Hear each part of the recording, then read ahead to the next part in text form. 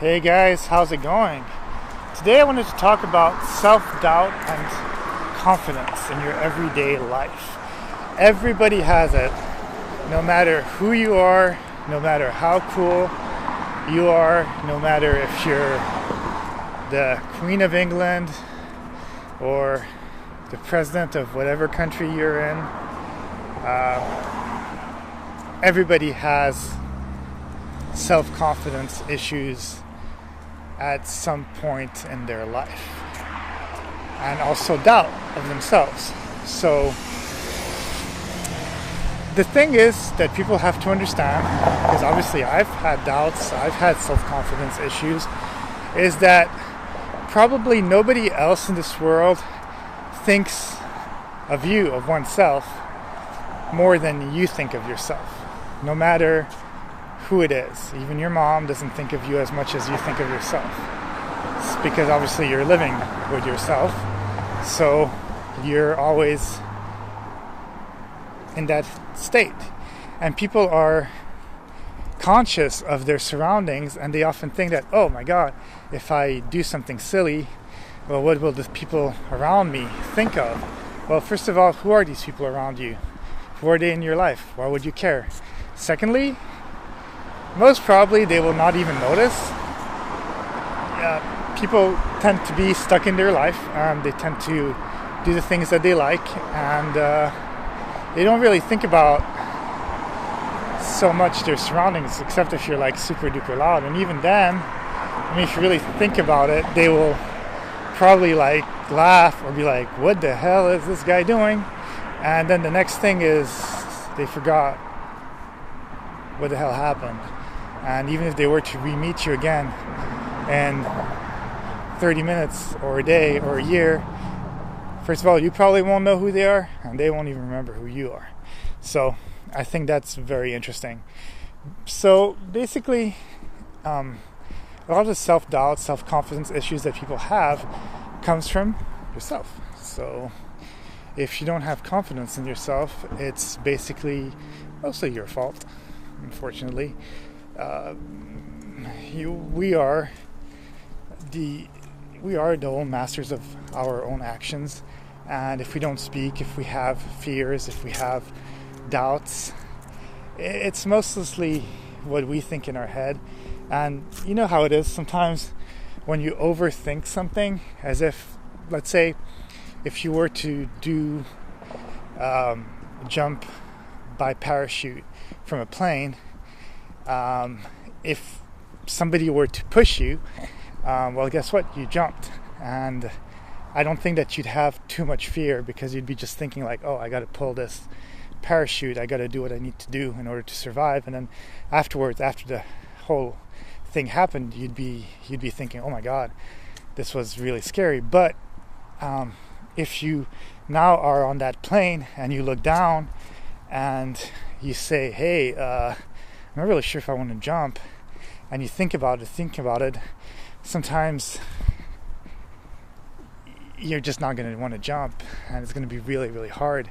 So sometimes it's better to just say, hey, I'm going to count 1, 2, 3, and I'm going to go no matter what. And that's the thing you got to do. Otherwise, you just have doubts. And I think that comes with anything. It can be as a basic thing as driving. I noticed that most people who are terrible drivers are people who basically don't react right away. They're kind of going in and out, and they're hesitating. And the hesitation is the worst enemy that we can have. Again, the hesitation should come, of course, if you're like, somebody tells you, hey, let's do a bunch of coke and let's get wasted all the time, and let's live that life to the fullest and not think about things. That's stupid, because obviously you're gonna deter your health, which is not good. But then sometimes we also get into super comfortable zones, and we don't want to do change. But the fact that you're already thinking about that change, for example, if you're at a job. Let's say you're at a job that you don't like, and you're hesitating, and you're just not happy, well, I think if you're really not happy and there's nothing else that's giving you passion, well, keep that job until you're able to find another job. But for that, you'd have to have the self-confidence to say, hey, I can find another job, and to also put in the effort to get that job. So you have to do that. And if you're not able to do that, obviously, then you have a problem, because it's just going to be sad.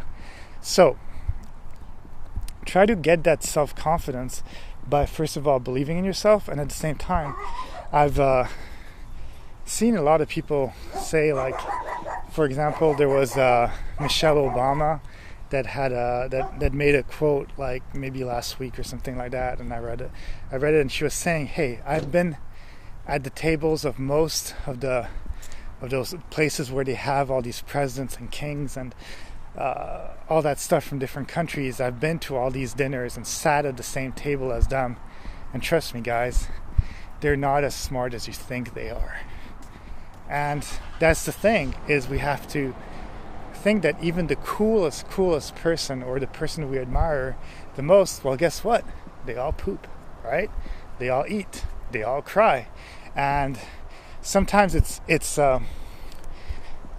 let's say if you're an actor kind of like me, and I've always put this famous other actor on a pedestal, and finally I'm able to talk to them, or maybe I'm able to, even better, work with them for a few months, then you must think that that actor that you had on a pedestal, well, unfortunately, maybe if you're unlucky, what could happen is that you start to get to know the people better, and once you get to know them better, well, you see that they're humans like us, and you're going to see flaws, and you might even get to a point where, guess what, maybe you don't want to hang out with them anymore because you can't take their personality.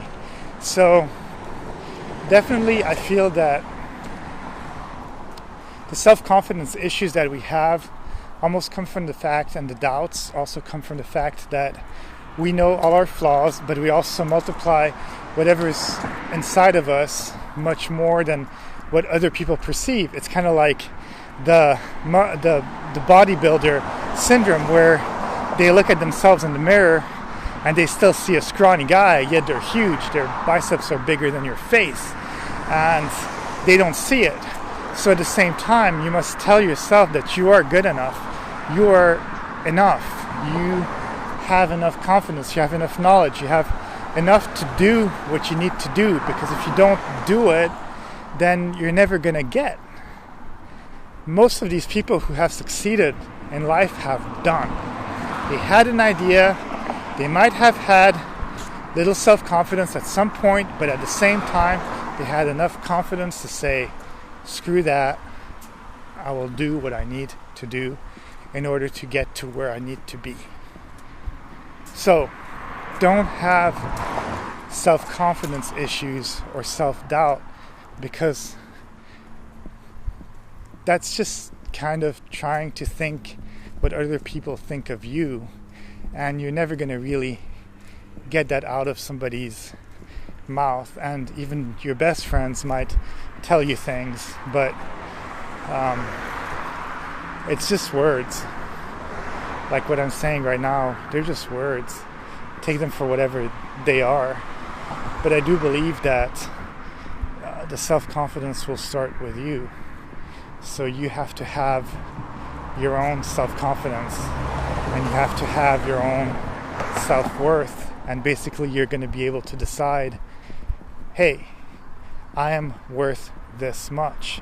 So if, for example, you're at a job and you're not making enough money because you really do feel that you're worth more because you're smarter than a lot of the people there, you know your stuff really well, well, either try to get a raise, or secondly, quit. Find a job, be smart, quit. Find a job first, quit, and then make more money. Okay, well, that's all I have to say. Have a great day. Bye.